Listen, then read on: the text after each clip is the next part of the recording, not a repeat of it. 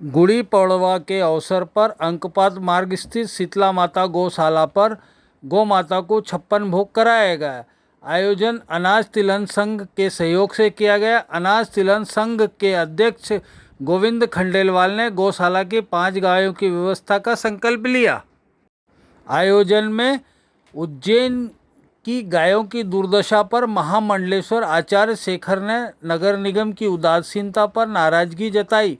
उनका आक्रोश इतना बढ़ गया था कि महापौर मुकेश टटवाल और विधायक पारस जैन की मौजूदगी में उन्होंने नगर निगम को नरक निगम कह दिया।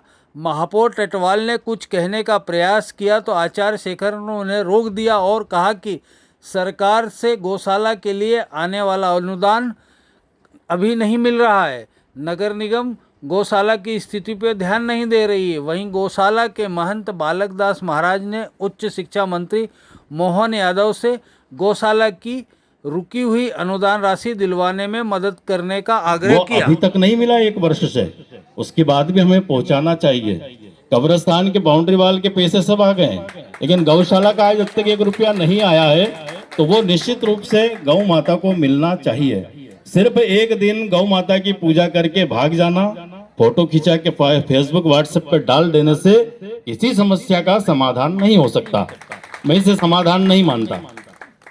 जब तक हम गौ माता के प्रति और बहन बेटियों के प्रति सजग नहीं होंगे, यह संस्कृति नष्ट होती रहेगी और हम कहते रहेंगे गौ माता की जय हो।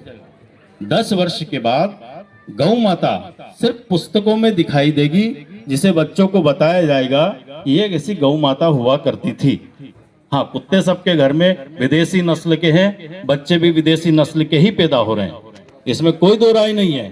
क्योंकि एप्पल का मोबाइल चलाने वाले बच्चे अपने ऐसे ही पैदा करेंगे, एप्पल की तरह, ऋषि की तरह। बच्चे अगर जन्म देना है तो उनको शिक्षा संस्कृति से आवरूप करवाना पड़ेगा।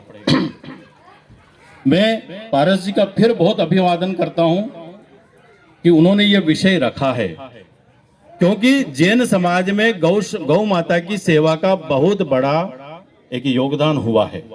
मैं देख नगर निगम नहीं, नरक निगम है ये।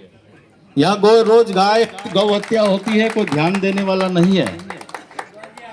टटवाल जी आ गए, शांति रखे, मैं बोलूंगा। टटवाल जी को हमने पहले यही संकल्प दिलाया कि गाय नहीं मरना चाहिए। गाय मरेगी तो सबको मरना होगा, क्योंकि इस ऑक्सीजन की स्रोत वही है। ऑक्सीजन देने वाली, देवताओं को जीवित रखने वाली वही एक मात्र स्रोत इस पृथ्वी पर है, और वृक्ष हैं। अगर दोनों नहीं है तो हम नहीं रहेंगे। मैं पारस जी के उस अभिमत से बहुत सहमत हूं। उन्होंने कहा कि सभी को एक समिति बनाकर गौ पालन करना चाहिए, परंतु जो मध्य प्रदेश सरकार की तरफ से गौ संघ, मैं उनको पुनः बधाई देता हूं कि इस कार्य को शीघ्रातिशीघ्र देखें और निश्चित रूप से कई जन्मों के उनके पुण्य भी सफल होंगे। जय महाकाल। रहता है तो उस समय एक परंपरा है कि अंतिम समय में इसके हाथ से गोदान करा दिया जाए, और ये एक धार्मिक मान्यता है कि गाय मरने के बाद भी, व्यक्ति के मरने के बाद गाय बेतरणी की तरह उसकी पूंछ पकड़कर पार हो जाते हैं। इस तरह से गाय को दान किया जाए। तो महाराज श्री ने आज हम सबको हृदय खोल करके और एकदम कड़वा बोला है कि आज से ऐसा नहीं होना चाहिए। अगर करते हो तो अपने में सुधार लाओ, नहीं तो बहुत जल्दी ही, गोस्वामी जी लिखे हैं कि हो ही बेग ही नाश, बहुत जल्दी विनाश हो जाएगा यदि गुरुदेवों का, गुरुजनों का वचन का पालन नहीं करेंगे। हैं तो समझ लेना कि या तो डर है आपसे, या भय है, या आपसे कोई आस लगी है कि भगत हमारा आएगा, हमारी सेवा चाकरी करेगा। सदगुरु वही होते हैं जो हमेशा कड़वा बोलते हैं। सर्वप्रथम तो दीपावली के पावन पर्व पर मैं सभी को शुभकामनाएं देता हूं, और आज गोवर्धन पूजा है, उसकी भी सभी शहरवासी, ग्रामवासी, समस्त जनता जनार्दन को बहुत बहुत शुभकामनाएं। सभी श्रद्धालु अलग अलग गाय को खिलाएं। धन्यवाद। अनाज तिलहन संघ के अध्यक्ष गोविंद खंडेलवाल जी की प्रयासों से गायों के लिए पहला 56 भोग का अन्नकूट हुआ है, तो मुझे लगता है कि समाज को गायों से जोड़ने का एक प्रमुख माध्यम है। आज ही मंच से कई लोगों ने साल भर एक गाय की सेवा करने का संकल्प लिया है। और वास्तव में गाय हमारी समृद्धि का प्रतीक है और जब तक भारत का एक एक जन गाय के प्रति श्रद्धा रखेगा, गाय को पालने के लिए, उसके संवर्धन के लिए काम नहीं करेगा, तब तक गौ संवर्धन सफल नहीं हो पाएगा। तो आज का कार्यक्रम बहुत ही ऐतिहासिक है और इससे निश्चित रूप से गौशालाओं की स्थिति भी सुधरेगी और गायों का संवर्धन भी होगा। क्योंकि आज का जो दिन है गोवर्धन पूजा, गौ का संवर्धन करने के लिए भगवान कृष्ण ने गोवर्धन पूजा शुरुआत करी थी। तो मुझे लगता है कि शीतला माता गौशाला से जो संकल्प लिया है महंत बालकृष्ण दास जी, महंत साहब ने, गोविंद खंडेलवाल जी ने, उज्जैन के सब लोगों ने, तो मुझे लगता है कि पूरे देश में एक अच्छा संदेश इससे जाने वाला है।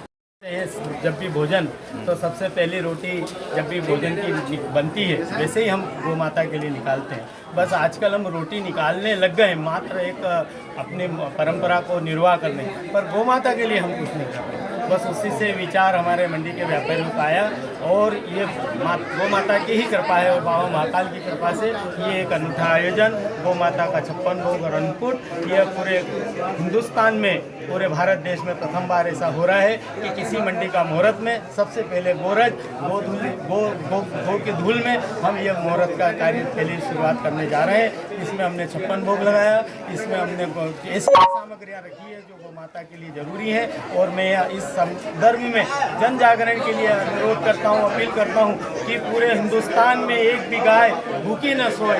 यह हम सबका एक सनातन धर्मी लोगों का एक सूत्र संकल्प होना चाहिए कि हम भले भूखे हों पर गौ माता भूखी न रहें। इसी संकल्प के साथ हमने ये कार्य किया है और आज हमने ये मुहूर्त जो मंडी का कल सवेरे है उसकी शुरुआत हमने आज गोवर्धन पूजा, गौ माता की पूजा उनके 56 भोग से की है। धन्यवाद।